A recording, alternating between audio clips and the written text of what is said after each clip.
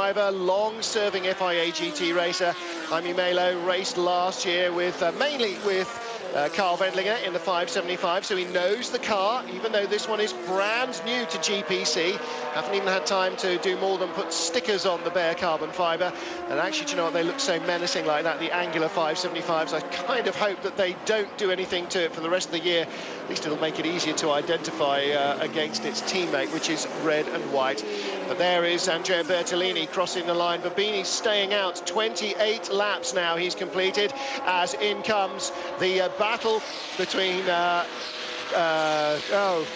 Bouchou and Lamy. There you go. I couldn't get the B Bouchou word out. So Pedro Lamy stops, and he will hand over the number 11 car to Gabriele Gardel, and Christophe Bouchou will hand over to that's Alexei Vasiliev, the second of his co-drivers. Nikolai Fomenko, the Russian TV star and movie actor, who was shooting his Red River film last year around the FIA GT paddocks. That's yet to see the light of day, but should do soon, hopefully. And so watching these two cars now in the pit lane, they came in one right behind the other one. You can see just how efficient the actual teams are going to be with their pit stops, and actually having to change. I'm sure both of them will be changing tyres as well as drivers and refueling. The mechanics are not allowed to work on the car while the refueling is going on, but you can clean the screen while the refueling is going on. But you see that car now, the mechanics are changing the tyres on it, and out goes the Lamy car. So it's out in front of the Bouchou car. The Bouchou car came in first, the Lamy car goes out first. And that's just a difference in the way that the team is structuring their work. And we didn't see whether the Lamy car, the red Ferrari, they actually had tyres or not. Yeah, that was going to be my suggestion, that maybe they hadn't had fresh rubber. I think maybe Bouchou had given the best of his, and Vasiliev's got quite a lot of experience in Russian racing, in saloon cars and Formula 3. Fomenko, though, less of the racing driver, more of the enthusiastic amateur. But here comes our race leader, about to put those pitted cars just about a lap down. Here is one of the Graham Nash cars. That's the 8 machine. Comes in from 12th place, and that is Gavin Pickering, Raphael Giammaria and Hubert Haupt. Now there's a name for sports car racers. He was an old racer when you were racing sports cars, David. Yeah, he was. He was one guy who started that race. He was doing fine with the car. As you say, he managed to get it up to 12th just before he brought it in to hand it over. But here we see the Maserati in now. That's Bertolini handing over to Wendlinger. Wendlinger with the Red Bull helmet. And here is our race. No, that's Bartels. Bartels and Timo Scheider, who is a DTM refugee, much like Michael Bartels himself, much like Uwe Altzen, his teammate from last year. So again, big banger cars, but this time with the engine in the middle rather than in the front. And Wendlinger strapped in, door closed. Will there be tyres on that Maserati? Who's going to blink first, I think, might possibly decide. The pit work between these two Maseratis might well possibly decide the race. They are going for tyres on Wendlinger's car. And they must be going for tyres on the Vitafoam car as well, because it's not moved either. Well, they're still fueling that one. There's Bartels watching it, and you see the stopwatch. Yeah, they're timing their tyres there, the team. So they are going for tyres as well. So it's going to be even Stevens in terms of fuel and tyres when these cars go out. That's going to be an interesting battle as well. It looked as though what happened, because they did the refueling, and the refueling people came off, and then the mechanics had to run out of the garage to do the wheels and tyres. They weren't actually standing waiting to do the wheels and tyres as they have been in previous years. So I think there could be actually a change in the rules and regulations as to when you can actually go. There they are, both done. We can see them sort of in unison. Down goes one car, out it goes, down goes the other car, and out it goes right behind it.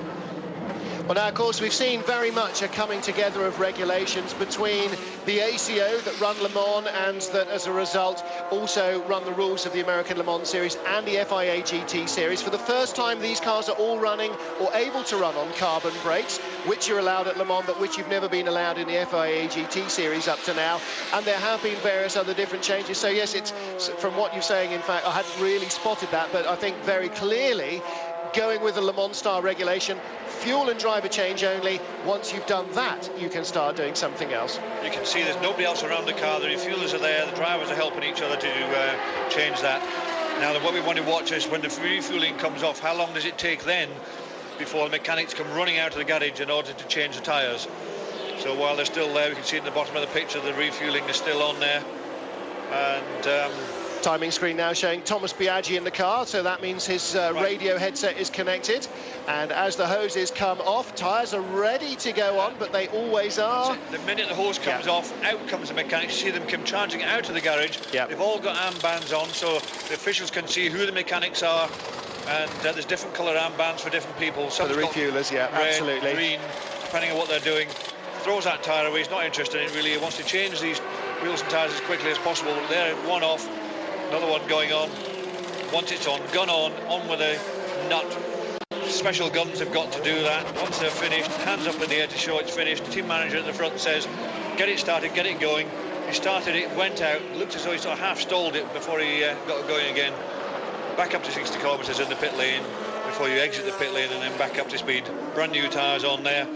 They will have been warmed, I'm sure, before they get going, so they'll be reasonably warm, so they'll be able to stand on that car quite quickly when they get out of the pits and try and get back up to pace very, very quickly indeed. So then, where does that leave us? Well, that leaves us with this car, the Low Countries, if you like, the Belgian and Dutch entry of Mike Hazemans coming into the pits as our race leader for the first time, the number 6 car. Now, from here on, I'm afraid the performance may not be quite what Hazemans wrung out of it in the opening laps. There's a real seat-of-the-pants driver, Hazemans. Bert Longin, he's a good journeyman. Anthony Kumpen is a quick driver as well. Well, towards the end of the race, I don't know how the car will fare, but certainly that came in as the race leader. Of course, it was the last to stop. So, David, they've done their arithmetic, or they have read their American notes very well indeed, and they managed to get it in as the last fueled car. I'm sure the handbook that came with it says it will do this and it will do that, because this car's been run for quite some time and everyone knows exactly what the car's capable of. We've seen it before at so many American Le Mans races and at Le Mans 24 hours, so they know the car's been around for a long time. And providing they stick to exactly what the Americans tell them to do, then I'm sure they'll do a very good job. You can see the mechanics there pulling the tyre, throwing it away to the people behind him. And there's the guy in front with that face mask on. He's got the air jacks. As soon as the mechanics are finished, put their hands up, he'll be told to pull the air jack out. He pulls that out. Down the car goes onto the ground. There's some special little exhausters on top of the air jacks to get the air out as quickly as possible, get it on the ground, start the engine up and straight out.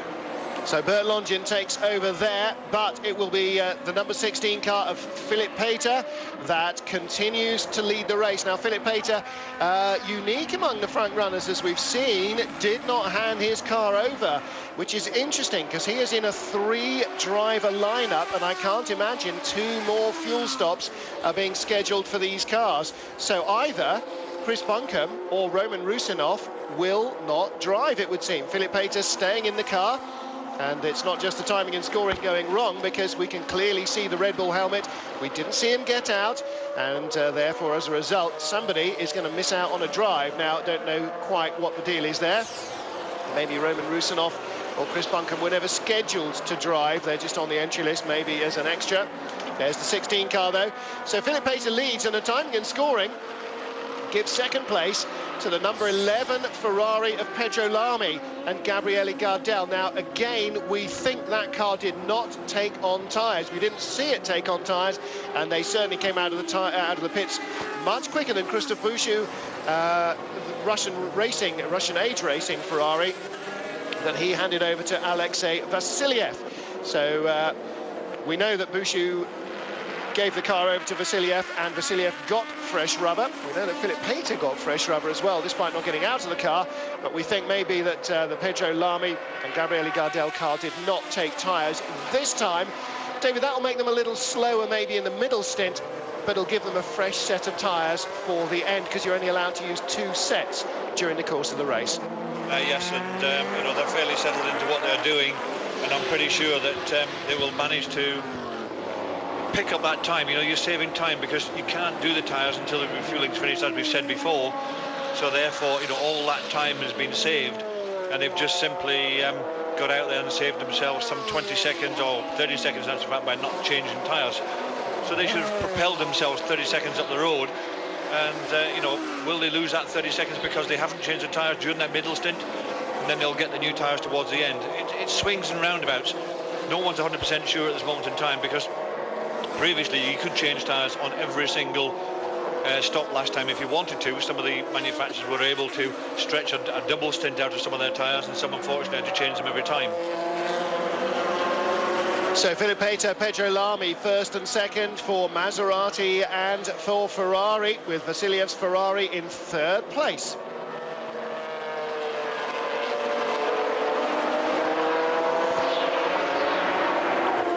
Just past the 1 hour mark in the opening FIA GT race of the season, the 500 kilometres of Monza, and it is not likely to go to the full 3 hours. Busy road ahead of our race leader, Philip Pater. He gets past Jamie Derbyshire's car. I thought it was crabbing a bit, and he's got a big explosion there. Sean Balfe and Jamie Derbyshire have lost a right front wheel just at the end of the pits, and in fact, I think that's Jamie Derbyshire at the wheel of the Mosler. He has just gone past the pits. David, he's got nearly 7 kilometres, 5 miles of Monza to go with, well, barely any steering.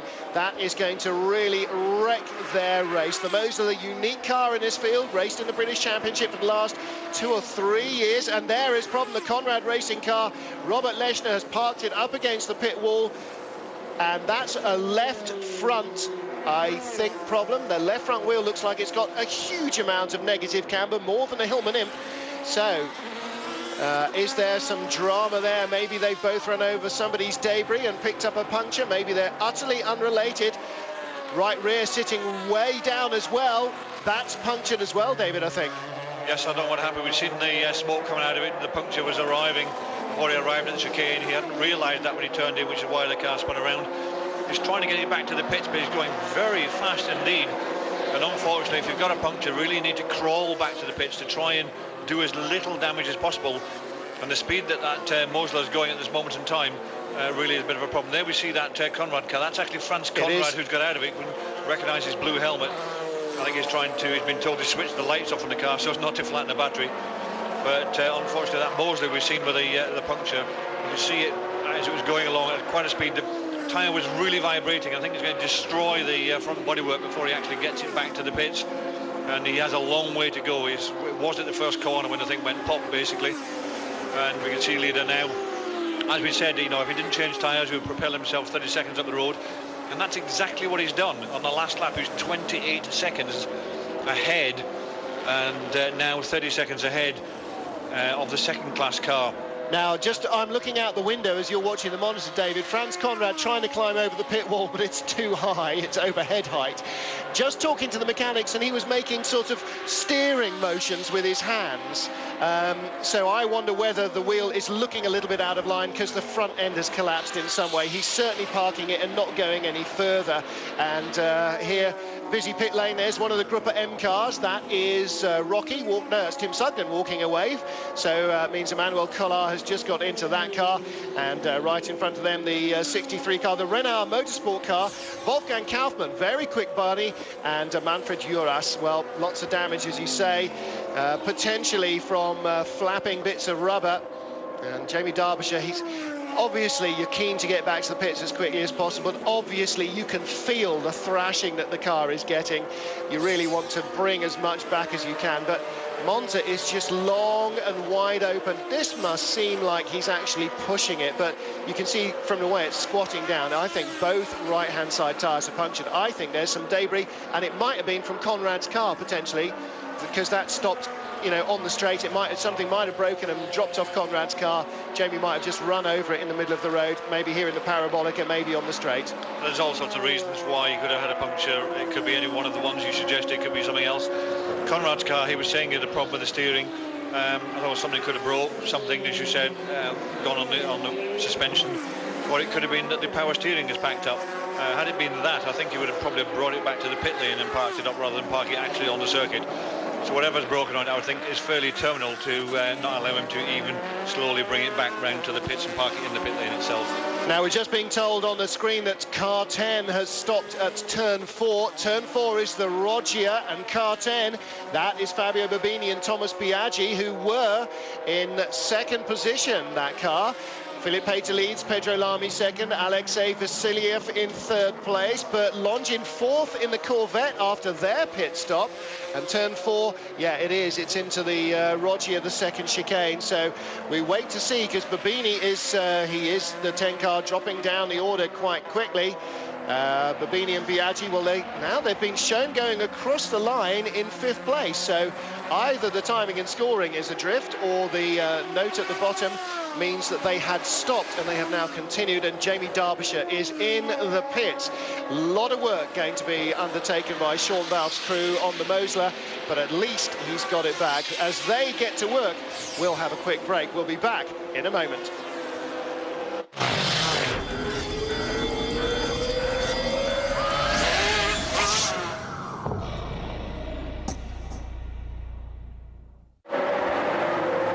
Eurosport Live at Monza for the opening FIA GT race of the season. Philippe Pater leads in the Maserati that he started the race from pole position in and is now in his second stint, refusing to give up the wheel. Pedro Lamy in second place. A great run from Pedro Lamy and Gabriele Gardel. In fact, I think it's Gabriele Gardel. Timing and scoring still showed as Lamy, but we think there was a driver change, possibly not. We couldn't see, it was a long way up the pit lane from us, and certainly no tyre change in that number 11 car. A Labra competition run Ferrari 550 Maranello. Labra, of course, so long associated in this championship with Vipers, but last year they won the European Le Mans Series with 550 Maranello Pro-Drive built Ferraris. So that's the 1-2. Third place, another Ferrari. Now it shows Christophe Bouchou is at the wheel, but we did see him get out and hand over to Alexei Vasiliev. Timing and scoring flicking between Bouchou and Vasiliev at the helm. It is Vasiliev. Fourth place, Bert Longin in the Corvette that he's taken over from Mike Hazelman's, the brand new Corvette C5R that the GLPK Car Sport team have only had for a week. But he is under pressure. Behind him, number 10, who's already gone off at the Roggia and come back on, and that is Fabio Babini. Shares that car with Thomas Biaggi. Babini started it, and we think we saw Biaggi getting in at the pit stops. Possibly not. Possibly Biaggi will go in for the final stint, but the two Vitaphone racing cars, nose to tail. The second Vitaphone racing car, the turquoise colours you can see, that was the number 9 car that was started by Michael Bartels. He definitely handed over to Timo Scheider, the ex-DTM driver who's his teammate, and Scheider is closing in from behind. Carl Bendinger in 7th place. He's taken over his Maserati from Andrea Bertolini, the factory test driver. And in 8th place is Jean-Philippe Belloc. And Belloc, another long-time Viper racer. Well, here comes the Maserati up the inside of Longin in the Corvette, and that was a classic first corner move here at Monza. Done deal there. Number 10 car slips by Biaggi, puts the move in on Bert Longin. That's for 4th position.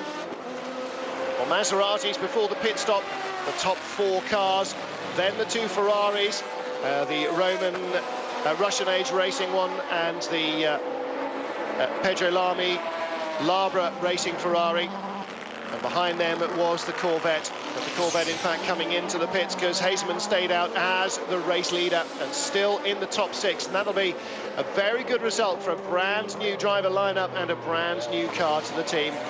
Well, there wasn't an awful lot of room, but Biaggi made it past Bert Longin anyway. Longin will try and stick with him perhaps and see just what the might of the bow tie can do against Maserati's 12-cylinder howler. And that looks like the Russian age racing Ferrari going very slowly on the side of the track there, David. Now we'll have to get a look back at that. Sometimes I wonder exactly what TV directors do. Let's hope that he actually spotted what looked like a front-running car going very slowly. No, I don't think he did. No, it's one of those things, we've just seen a glimpse of it going very slowly. There it is. It is. That's the number 17 car. Christophe Bouchou started it. It was going so strongly. Is it sitting down on the right rear? Has he got a puncture? No, it's something else. That is going through Ascari and onto the long run down to the Parabolica. Alexei Vasiliev. And it does look rather to me as though Nikolai Fomenko will not get a drive. I'm not sure that Vasiliev has got any motive power at all, David. It looks like he's barely rolling. Yeah, it looks like he could have a problem. Maybe the throttle's broken, or there's a problem with the transmission. There could be any number of reasons at this moment in time, and it's certainly not working, and now he's hitting some buttons to try and make something work, and he's managed to make the wipers work instead. Probably because he doesn't know exactly what's happening. The car is new to him for sure this weekend, so he's trying to find something. No doubt the engineers will be talking to him on the radio to say try this, try that, and he'll have explained to them already what the problem is or why it's not moving forward at proper pace. Just seeing Franz Conrad's car being wheeled past us in our position here. It's been jacked up at the back. It's on a trolley jack, and there is damage on the left rear corner, but they're pushing it away, so the end of that for sure. Rocky in 11th place overall, Mike Rockenfeller. Now, we were told that he started the car, and that generally the way is that you hand over then to your teammate in the middle session. Well, maybe Mark Lieb will take over towards the end of the no. That pale blue, that is Mark Lieb's helmet. So, again, I think the timing and scoring isn't quite working. Certainly Tim Sugden, we saw getting out of his car and walking off into the garage. So Sugden's car is being driven by Emmanuel Collard. So I think both those captions are wrong, I'm afraid. Let's have a quick look. 88 car, well, that's not Sugden's helmet, is it, David? Most British fans know that. So that's Manu, who is driving that car, and I'm pretty sure the pale blue was not Mike Rockenfeller. Rocky got out of the car. I think Mark Lieb. I'm not sure that these cars can any longer do a race on one stop. I think now they must do a two-stop race in the GT2 category, but I think at the moment it's the second drivers that are in both cars. Yeah, certainly when you've seen the car come in, it hadn't got a hope of ever getting to the end with just one stop. A couple of years ago they could do that with one stop, but certainly now they've got no chance. But look, we can see now the Ferrari, it's just got a problem. It's stopped, and he isn't even on the edge of the circuit. If he'd actually taken himself to the edge of the circuit, put himself on the grass, it would have been much better, much safer, but the marshals are there pushing him off to the side. Well, there's his teammate Christophe Bouchou. Cameras are down there talking to the ProDrive guys. George Howard Chappell, who's the team leader of this project, is here as well, wearing his Aston Martin jacket, of course, because ProDrive now the official factory Aston Martin manufacturers and racers as well. We'll see them racing in the Tourist Trophy at Silverstone in a month's time. Let's find out if Bouchou knows any more than we do about the Russian age racing Ferrari. Bouchou, at the beginning of this race was very interesting. Can you tell us exactly what happened? You provided quite some good viewing for the spectators. Yes, it was really exciting. I fight for almost 1 hour with Maserati and the other Ferrari. The Maserati was really quick, especially on the brake, and it was impossible for me to brake late. But I was quicker than Bartels, but I never find the place to overtake. And when I tried to overtake one time, it touched me a bit, and my gearbox was going in neutral. And after this, another Ferrari overtook me. But it was really fair anyway. But although the Maseratis are very quick and they're up there in the top 5, your car is also doing very well, the 550. What are your expectations for the season? Well, for the moment we are racing at 3, so of course is a wrong number because we have to be 2 and not 3. But it's just a beginning of new story with Sirtek and Russian Edge now. So probably in the middle of the year there will have a new car, a new thing. But for the moment we have to survive like this. Thank you. So interesting, new car. I wonder whether they're looking at perhaps getting themselves a Maserati to fight on equal terms. Well, as he says, David, in a race like this, 2 drivers is really the optimum, and I'm sure he would be happy to be racing in a 3-driver lineup in a car that would win easily, but he'd like things to be a little different. Still no information there really from him at all about what happened to the car, and I think probably until they get it back, all they'll know is that it just went stop, and that was that. Yeah, I'm sure you can see it's just going to stop, but you know, inside the car they have a driver, and the driver should be on the radio unless the radio is broken for some reason.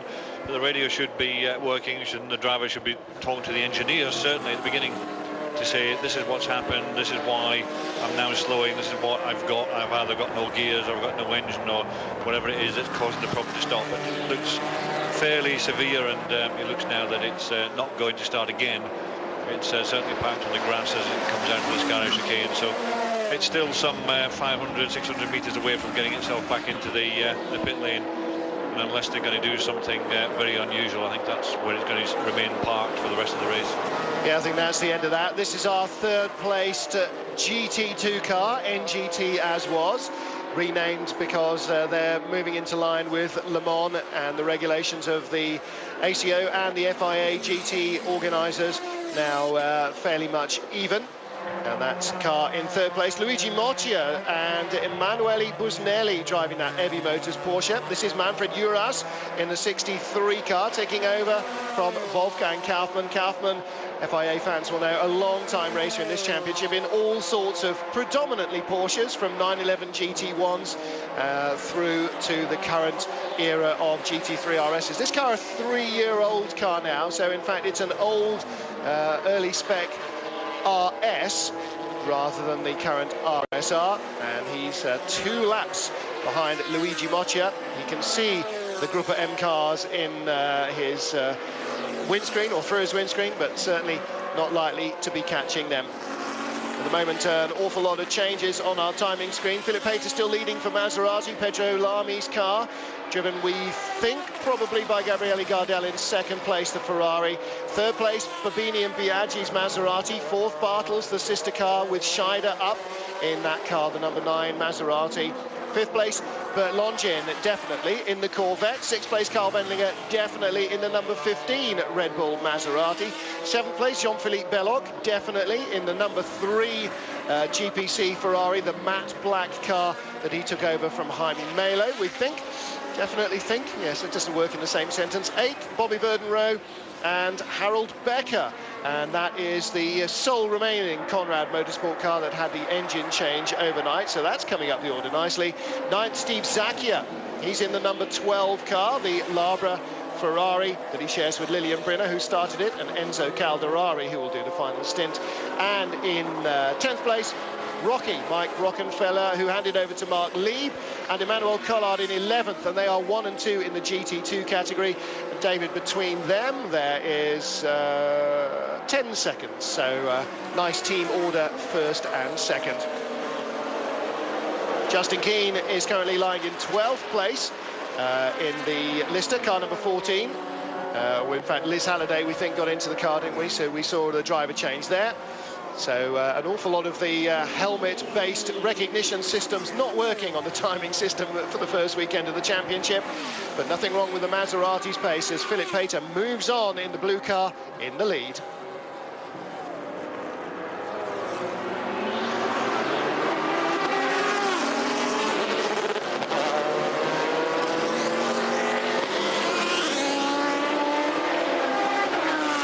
Race leader Philip Pater, with an hour and 20 minutes of the opening race in the FIA GT Championship gone.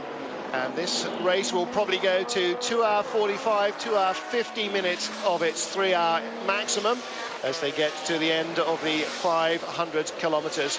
And there is our race leader, Philip Pater.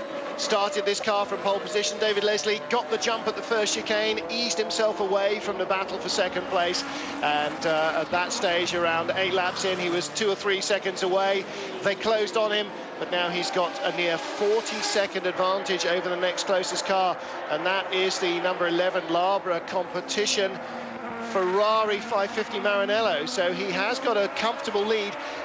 Didn't change drivers at his fuel stop. Don't think he took tyres either, did he? So that's pretty much the reason for the big extension of his leading gap.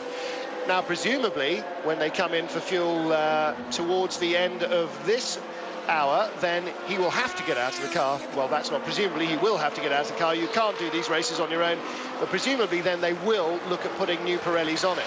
Yes, I'm very sure that having not taken the new tyres at the first stop, they will definitely take them at the second stop for sure. These tyres, while they're very good and they can run 2 stints, no one ever tries to run them on 3 stints. There's a lot of wear, a lot of effort goes into it, a lot of speed. A lot of speed has to be taken off for the braking, so the tyres do wear during their time. And certainly around the circuit towards the end of a 3-hour race, you see off the racing line a lot of little, what we call marbles, little pieces, black pieces on the road, and that's just simply the rubber of the tyres wearing away as the race goes along. And when you've got 30-odd cars on the grid like this has, then that's a lot of tyres that are turning around and wearing away all the time. So towards the end of the race, it becomes a very dirty circuit indeed. But I'm pretty sure that when he comes in and hands over, he will get out of the car. He'll have to get out of the car, and he will put some tyres on. But as we said earlier, not changing those tyres managed to save him 30 seconds, and he made good use of that. He came out, he had that 30-second lead, and he's built on it since then. Now we've got himself up to 39 seconds, 39.5-second lead, so he's been building on that lead all the time. He's pulling away from the Ferrari 550 that's in second place, the Gabriel Gardel car, which was started off by Pedro Lamy. So they're doing very good with that 550 in second place. Andrea Piccini and John Denny Delatraz's car. This is the number 2 car, the GPC GS team with their 575 Maranellos. And you see the leader has now just put a 4th lap on the Lister. The Lister now 4 laps down. Justin Keane and Liz Halliday still in 12th position. There is our race leader now. That was not a scheduled pit stop for Jean Denny Delatraz and Andrea Piccini, and the camera pulled away before I could see which of the two was getting out. I think it was Delatraz who took over. I think Piccini started the car. That would normally have been the way they worked it, and that's what we were told was going to happen. Nice slow-mo action through the Variante Ascari of Philip Pater, our race leader in the Maserati. Again, the Vonca Racing Porsche going another lap down. They are just about at the foot of the timing screens at the moment. The 78 car, and they are in fact still in 28th and last position. Now, out of the pits has gone the Reed Porsche. I was just hearing some noises, just wondered whether perhaps that might have been the GPC Ferrari. David, you keep an eye on the screen. I'm going to lean out of the window and see what I can see down the far end. No, I can't, because there's too many Pratt perches in the way. For those that want to know what a Pratt perch is, by the way. Oh, there is a technical term for those, isn't there? It's a sort of team seating gantry monitor place. All the engineers sit on the pit wall and look out over the circuit to see what's going on. They have very nice little seats now. They've got an enclosed area that they sit in. There's a number of screens, TV screens in front of them that give them all the information. They've got all the lap times. They've got individual lap times for the drivers. They've got overall positions. That takes up a minimum of 3 screens alone, and generally have a 4th screen so they can see what's actually happening on the TV and things like that. And all these engineers sit up there, and all the mechanics believe that the engineers have a different name for them, so that's where the name Pratt Perch comes from. So but that's an explanation for that. But out here we can see now this is the Reed car. It's just come out of the pits. That's what Martin said. He heard going out of the pits. He's got to the first chicane. His tyres have not been up to temperature. He's gone in a little bit too quick and managed to spin it. So he'll set himself off. He'll take himself a little bit more gently around the rest of this lap until he gets some heat into those tyres. Then he'll be a lot happier after that. But here we see the leader now continually extending his lead. Yeah, just run out of talent and luck there for a moment, the Reed car. But Philip Pater, well, saw from Philip Pater's pit board that not only is he being shown his position and the split times and stuff, but he's been given his lap times to the 100th of a second as well, which I have to say is quite unusual. You don't often see, you might see them being given, you know, a 51 or something, but you don't normally see 151.52 or whatever it happens to be your lap time. At the moment, they're down in the 47s, in fact, and he is lapping quicker than almost anybody else. Timo Scheider, 147.3 to the 147.6 of Philip Pater on the last lap. So not an awful lot between them. Timo Scheider in the Vitaphone racing car, of course, another MC12 like this Red Bull Maserati, just run by a different team. And we can see here how quickly the big cars can pass the smaller Porsches. And that Porsche seen him coming, moved out of the way and left the proper racing line for the leading car. He was able to come up towards the Ascari chicane on the right-hand side and take a very good line in.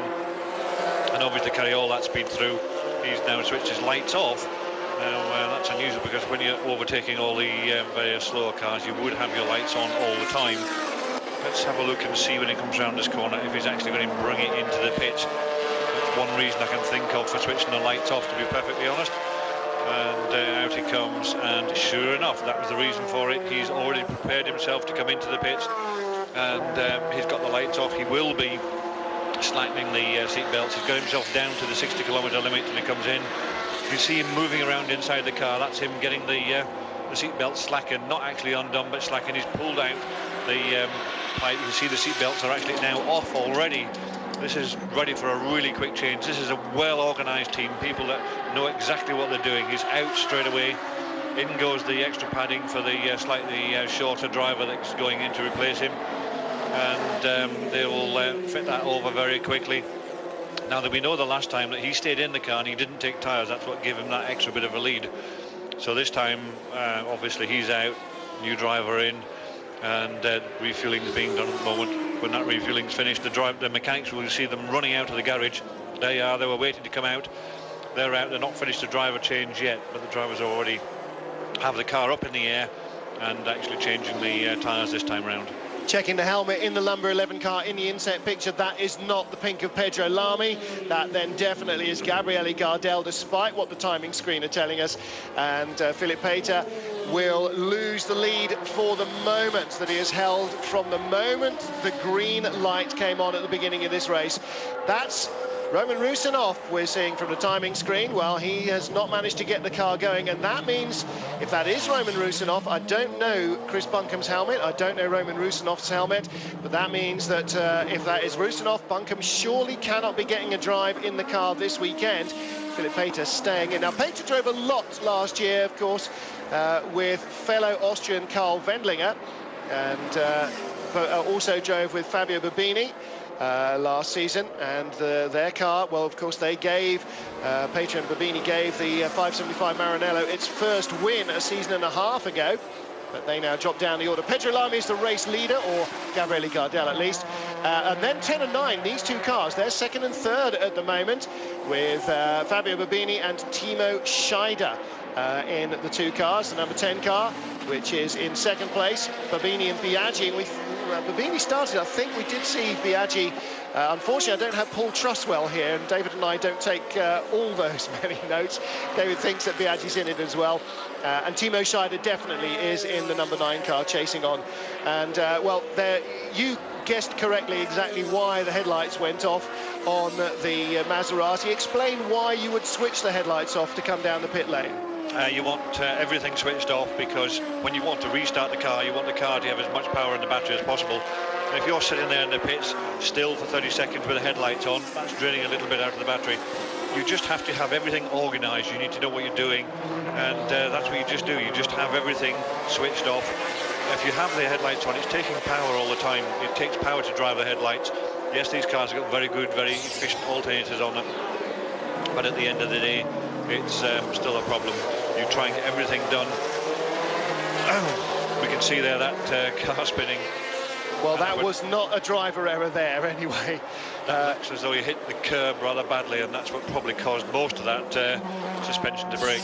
So Jan Vonker, Davide Ameduzzi out of it, but let's get down to our former race leader, Philip Pater. Philip Pater, just a few reactions on this first great stint for you. A lot of overtaking happening behind you, but you were quite easy for the race. Can you tell us a bit more? Yeah, with Giorgio Scanelli, we figured out a good strategy. He said he wanted me to keep the most time in the car, as I was the fastest. So that's what we done, and it worked out perfectly. I had a really good start, was able to lead. I had quite to push, it was not easy, but I had everything under control. Then we did just a refueling, went out again. So this means that the Pirelli were lasting really well too for this nearly 2 stints, 1 3/4 stints. And for the rest, yeah, I hope that my teammate can do a good job, and for who is concerned, maybe to sing for Magny-Cours. Thank you. Thank you. So the Maserati then, number 16. Philip Pater doing a double stint, the tyres doing a double stint, taking on only fuel at that first pit stop just after some 50 minutes or so of racing. And of course, the factory Maseratis, or the factory-built Maseratis, running on the new Pirelli P0Rs. And this brand new tyre developed for the car and for this 2005 season. So Pirelli very strongly represented among the front-running cars now. with the Maseratis, and also the Corvette, although being developed to run on Michelin's in the American Le Mans Series, that's also running on Pirelli tyres as well. So Gabriele Gardel leading at the moment in the number 11 Ferrari 550 Maranello. We'll have to wait and see how this race transpires. We're an hour and a half into 500 kilometres. We'll be back live from Monza with a little more in just a moment.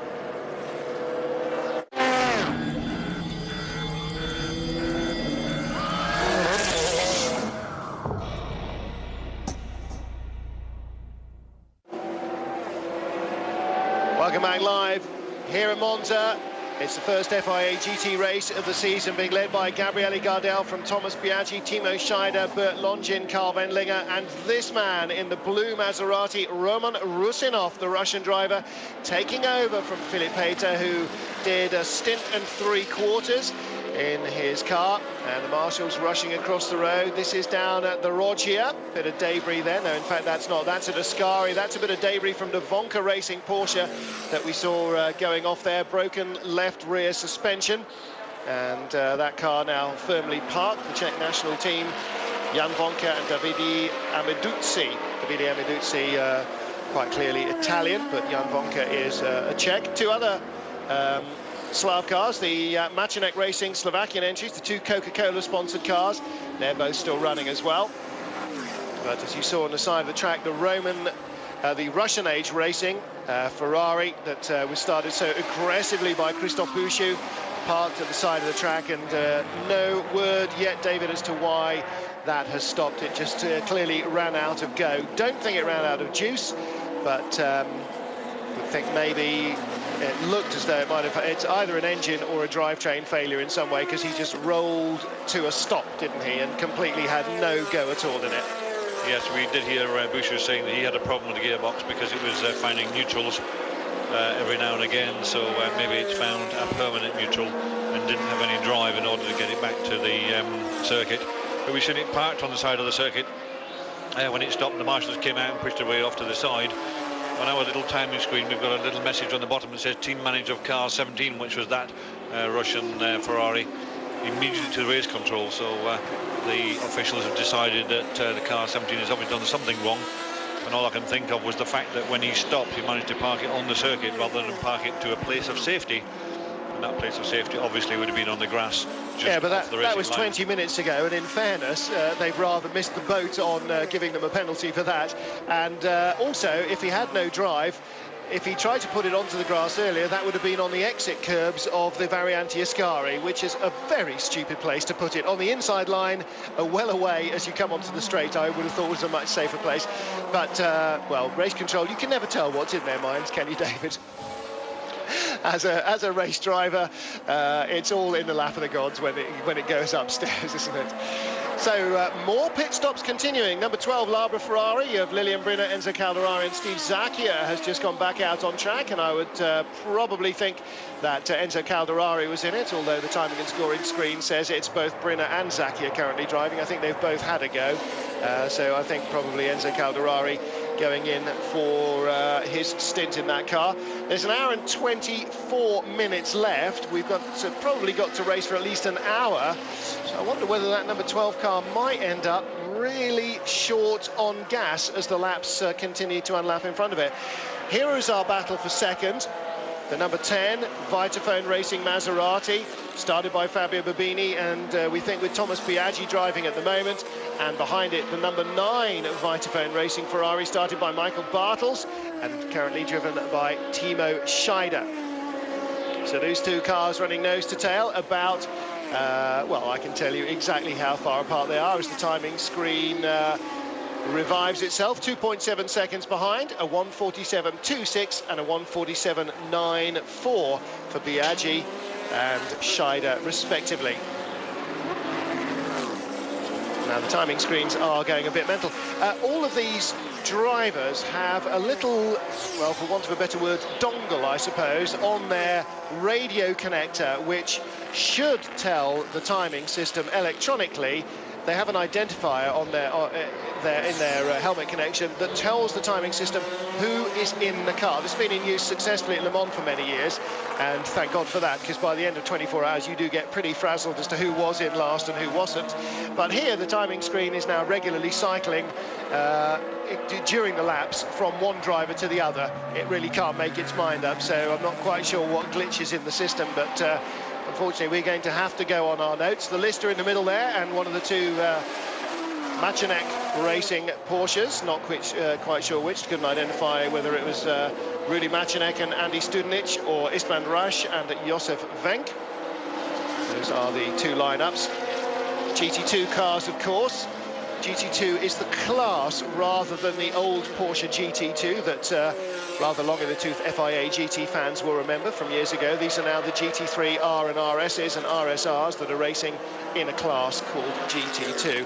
Similarly, there are no cars called GT1 here, that's just the name of the class. Confusion cleared up? No, not really. Race leader then, still Gabriele Gardel. Haven't seen an awful lot of him. The director seems particularly beloved of Maseratis at the moment, but I can reassure you that it is still a Ferrari that's leading this race. And a red and white one as well, run by the Labre competition team. Now, Jacques Leconte, David, a very canny adversary indeed. He knows how to run a team. He knows endurance racing inside out. And we've seen in the Viper years that he has won many times with Vipers, even when they were getting really pretty long in the tooth. In comes the Lister. Lawrence Pierce there with the headset on and no helmet. And Justin Keane helping Liz Halliday out of the car as she finishes her stint. Justin will get in, and with an hour and 21 minutes to go, will probably just about make it to the end, unless Lawrence's fuel-guzzling Lister is really having a particularly thirsty slurp in the final stint. Yeah, she was talking about the Labre competition cars, and yeah, Labre have been around a long time. This is the type of racing that they know best. This is the type of racing that they've been involved in for such a long time. And he understands all about endurance racing, how to make it work, how to get the strategy right, how to use the drivers to the best of the ability that they've got, whether they're one slightly faster or slower than the other one. And they're one of the few people, in actual fact, that are not on Pirelli tyres. They're actually on Michelin tyres. The Lamborghini that we haven't seen since the beginning is also on Michelin tyres. And the Russian Age Ferrari was on Michelin tyres. And basically, everybody else is on Pirelli tyres, with the exception of the Lister racing, the car we're looking at now, which is on Dunlop tyres. So Pirelli, very much as you said earlier on, in class of the field here, they've got the majority of cars in the GT1 category, and even in GT2 they've got quite a lot of the cars. Pirelli have, with Michelin's being on the two Group EM cars, the Porsche cars, the ones that are first and second in their category. But Pirelli, having over the years worked very hard to bring their tyres up to spec and make sure that they can do a very good job. And they were very much on top last year, and everybody wanted to try and get hold of Pirelli tyres last year because they believed that that was definitely the best thing to have. And they managed to up the production of the tyres somehow or another over the winter, and certainly supplying the majority of cars out here now. I haven't bumped into him here, but this weekend Pirelli Pete is back in town. Peter Tyson, who was once the head of Pirelli tyre marketing in the UK, moved on to work in Milan as the head of European Pirelli tyre marketing, and now is the vice president for the American market.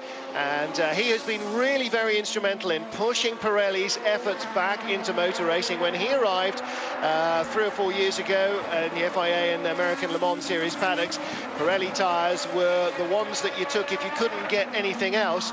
Now, courtesy of the work that the engineers have put in with the teams, and particularly, of course, with the Ferrari 575 Maranellos and the Maseratis running them and developed on them as their tyres, they have really got a very good foothold in the paddock.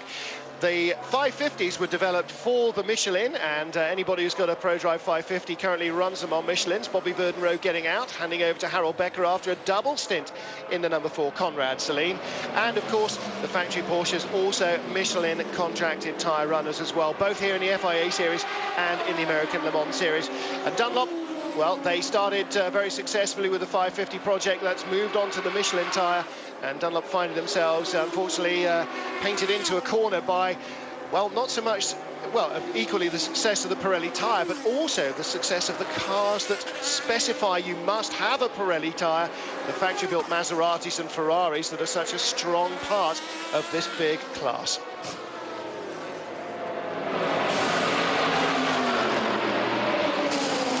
Yeah, when you've got the Italian cars, the Ferraris, the Maseratis, and you've got an Italian tyre maker with Pirelli, then you match those two together, and that is a fair piece of this race, to be perfectly honest. A lot of these cars out here are Italian cars to start with, so therefore very much the way it's gone, with Pirelli taking over from what was mainly a Dunlop Championship at one point, and then a Michelin Championship for another, and now it's Pirelli. Each of these tyre manufacturers work very hard to get a particular part of their motor racing going, their championship, whatever championship they're pushing at any one time.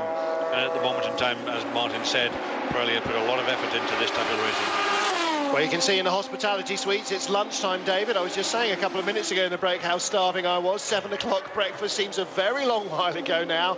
And, of course, at the end of this race, we've got, what, 20 minutes before the beginning of the World Touring Car Championship. So no food till Christmas for us. Gabriele Gardel then leading from Thomas Biaggi. But look at the gap, 4.8 seconds. It's very close. A further 5 seconds back is Michael Bartel's car now, the number 9 car being driven by Timo Scheider. So the number 9 car is starting to lose, or continuing to lose ground, because the number 10 car, Fabio Babini, started it. Thomas Biaggi, former champion, won the title 2 years ago in a 550 Maranello Pro Drive built Ferrari. He is really upping the ante here now. 1:47.5 his last lap, 1:47.0 the lap he's just finishing, which is half a second quicker than 7/10 quicker than his teammate, and 1.2 seconds quicker than the race leader. So, David, although he's not on his tail yet, it's only a matter of laps. Biaggi has really got the bit between his teeth, and that is the race leader's red rump right in front of him. You just caught a glimpse of it. That is the Ferrari he's chasing down. 3.68 seconds up the road, and that will give him 3 or 4 laps before he's on the tail of former teammate Gabriele Gardel. I'm sure he's been told exactly where he is on the grid, how far ahead, and quite often on the board that they hang out over the pit wall, it will say plus or minus to tell you how far you've got to catch somebody or how far ahead of someone you are.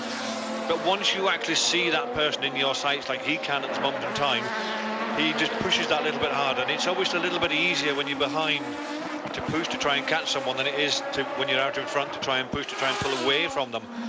So he will see that car in front, and he'll be pushing very hard at this moment in time. We've seen right from the beginning how fast the Maseratis are. They just seem to be not quite so good with the pit stops and things at the moment. They'd lost a little bit of time in the round of pit stops to the Ferrari, which is why they are where they are. But he's pushing that hard all the time. You see when he comes out the Sky chicane, the back of the car just drifting that little bit, using all of the road as it comes out. He's got the lights on, as has the lead Ferrari, coming down into the parabolic of the last corner before the start and finish. Now, we saw Philip Pater finally handing over his car after an hour and a half of enjoying the lead in the Maserati a few minutes ago. We weren't able to identify, neither of us, David or I, recognise the helmet. Timing system now saying that it's Chris Buncombe at the wheel of the number 16 car, not Roman Rusinov. And I had a feeling that Rusinov might perhaps have had a Russian configured flag, red, white and blue. Gabriele Gardel gets out to hand over to Pedro Lamy. This is our current race leader, currently a second, well, it is now currently second. It was our race leader when he came into pit road. The Ferrari was in the lead of the race. Jacques Leconte and the team refueling the car at the moment, and tyres are ready. So clearly Lamy is going to have a full tank of fuel, an hour to go to the end, and a fresh set of rubber. Can Ferrari overturn the form of the Maseratis and win this race? We'll have to wait and see. It's going to get very exciting very soon.